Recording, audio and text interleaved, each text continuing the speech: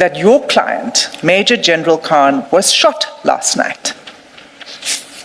We are relieved to understand from those reports that Major General Khan survived the attack and is receiving medical care. We wish him a full and speedy recovery. That's the first thing. The second thing is, what we're trying to say is we're hearing this from the news. We're hearing this from media, from social media. It's not factual information on which we're entitled to simply rely without more, especially since we are engaged and have been engaged with General Khan's legal representatives for some time. Actually, to add to that, as I said earlier, I don't have the page numbers. Mr. Khan says, I will not go to the question, but he says, we await an indication from the Madlanga Commission as to the way forward.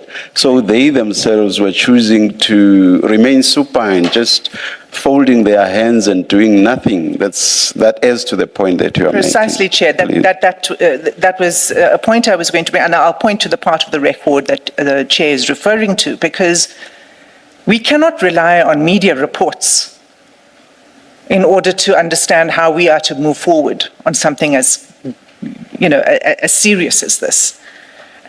So this is the reason for this communication. One, to express our concern, and two, to get a response on the record what exactly is happening. And so the letter went on to say that in the light of your client's scheduled appearance, this was 2 days before General Khan was due to appear. So the letter says, in light of his scheduled appearance, we request that you urgently inform the Commission of the facts. That's what's in the letter. Concerning the incident, the nature of the extent of his injuries, expected period of recovery. It went on to say, please provide a medical report from General Khan's attending physician to address these issues. Not because we doubt anything, but because the appropriate course of action by the legal representatives is to put the Commission in the know. That's why. And we said so. The final paragraph is just, in the letter says, this information is required so that the Chair may consider the position and issue such directions as may be appropriate regarding General Khan's scheduled appearance. That was the reason for the request. So the legal representatives were in possession of this letter before my learned friend addressed the media. So that's the first thing. The second thing is, as Mr. Valley has now said, Ms. Wilsnack had contacted him on the morning of the event to alert him to this correspondence. So he had the contact number of Ms. Wilsnack, the attorney for the Commission. Why did he not pick up the phone and seek to verify the claims of the people who were purporting to be representatives of the Madlanga Commission, who were there trying to get access to General Khan? That would have been the appropriate course of action. They didn't do that.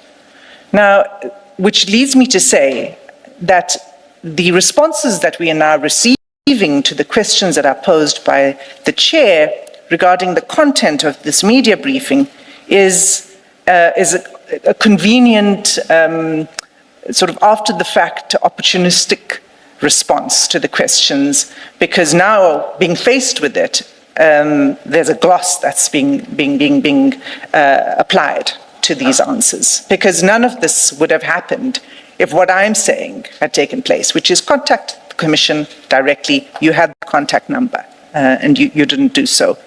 So the last part of the communications in the media briefing is what the Chair refers to, and that's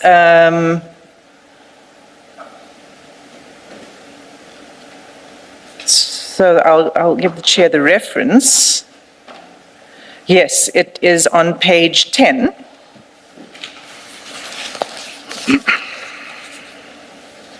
And it's just above line 10. It's line 7, where my learned friend says, well, of course, he was due to appear on Wednesday. We await an indication from the Madlanga Commission as to the way forward. So on what basis was the Madlanga Commission going to be able to provide a way forward? Because there had been no formal communication. between the legal representatives and the Commission's representatives. So I just wanted to make that clear, Chair. And certainly from the side of the evidence leaders and the legal team, there were no such instructions regarding any visits or any sort of directives to check on the physical condition of General Khan. One last point I wish to make in regard to this media statement. It is concerning the delivery of the information, disclosure of evidence on the weekend. And it was repeated. If you are raising that in relation to the in-camera application, that application is withdrawn, or unless you... Sorry. Sorry, Chair. It's not just about the in-camera application, okay, because if it was raised in relation only to the in-camera application, yes. well, actually, I didn't even address it because I haven't responded to my but it's withdrawn. Yes. But this was made in the public. This was a media statement that seeks to convey an impression that there is unfair practices that are taking place in the Commission, by the legal team, by the evidence leaders whatsoever in relation to General Khan. And that is incorrect, and it can't be allowed to stand. It is true that there was a volume of material that was provided to General Khan on the weekend. That information was the same information. First of all, it was information that it included information that had been provided to General Khan at the time of the answering affidavit in the urgent application, which was around the end of the first week of June. One set of chats, which was the chat between General Khan and Mo Sayed. And then it included all of the information that had been provided on 15th June, what my learned friend complained about, these spreadsheets, the WhatsApp communications, these lengthy lines of communications in the spreadsheets. That was provided to my learned friend on the 15th of June. What was provided on the weekend was a more usable format of exactly the same information, an easier to read format of the information, and in fact, a truncated version of that information, because by then we had curtailed exactly what it is we wish to refer to when we were going to be questioning General Khan. So it was a subset of information that had been provided on the 15th of June.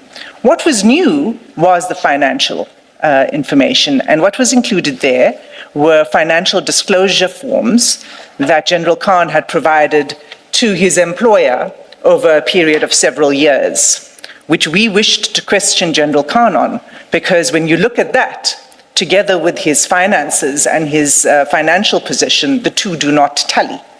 So in order to alert the legal representatives that we would be doing that, we provided the financial disclosures and then the bank information, and there was a summarized version of the the bank account information. It was in a spreadsheet which said in globular terms, these are the companies in which you have a shareholding or in which you are director. This is the inflow and outflow of the finances in these companies, summarized in the spreadsheet. Of course, we provided the underlying documentation, the underlying data, so that if the legal representatives wanted to look at any particular line item and check the workings in the spreadsheet, they may do so.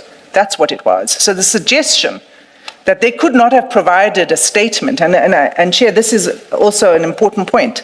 We never received... Before you move on to that point, just to confirm, at page 8, Mr. Khan said, so of recent days, we have had the Madlanga Commission on Friday deliver some 37,000 lines of WhatsApp material. And then he goes on to say, and yesterday, as late as yesterday, they delivered some 8,000 pages of further documentation. Is this correct or not from what you're saying now?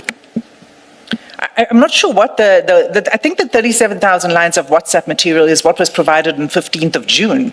What was provided on the weekend was it wasn't lines of WhatsApp communication. It was the actual depiction of those WhatsApp chats as the commissioners are familiar with when we take witnesses through. So it looks like what you see on your phone. That's what was provided. Do you provide 8,000 pages as at yesterday of the incident? Of this? The 8,000 pages would have included the WhatsApp communications, which ran to over 6,000 pages. That's true. But as I said, that body of evidence was a subset of what had already been provided. It's not new material, and in fact, it was in a more, as I say, usable format for General Khan's purposes.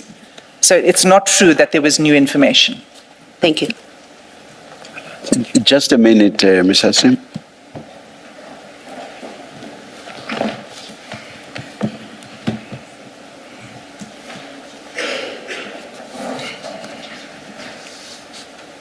Yes, Ms. Hassim.